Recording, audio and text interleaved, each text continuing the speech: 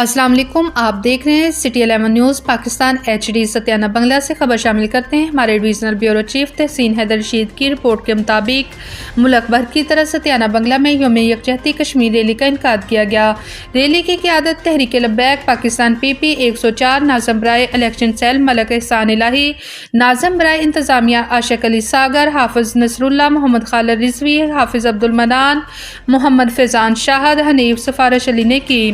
Rally میلاد چوک 39 golf بے سے گزرتی ہوئی ستیانہ بنگلہ نہر والا پل پر اختتام پذیر ہوئی۔ Tehreek Labbaik Pakistan PP 104 press club ستیانہ کے عہدیداران نے شرکت کی۔ شرکا ریلی نے بینرز پلے کارڈ اٹھا رکھے تھے جن میں کشمیری عوام کے حق میں نعرے درج تھے۔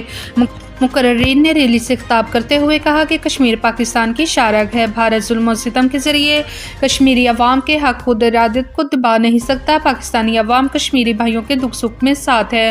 ریلی کی سیکیورٹی میں مامور پولیس جوان اپنی ذمہ داریاں احسن طریقے سے انجام دیتے رہے۔ مزید خبروں کے لیے دیکھتے رہیں سٹی 11 نیوز پاکستان HD۔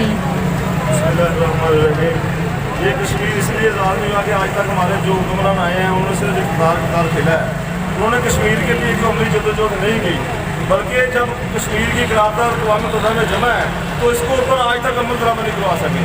اس لیے ہم آج تک کشمیر کے لیے صرف روڈوں کے اوپر احتجاج تو کرتے ہیں لیکن عملی قدامت ہمارے آج تک نہیں ہو سکے۔ اب ہمارا مطالبہ ہے حکومت پاکستان سے کہ اگر کشمیر کو آزاد کروانا ہے تو بابا یہ فرماتے تھے کہ جو ہے نا جہاد کا اعلان کرو، انشاءاللہ تعالیٰ کشمیر ایک گھنٹے میں جو ہے آزاد ہو جائے گا۔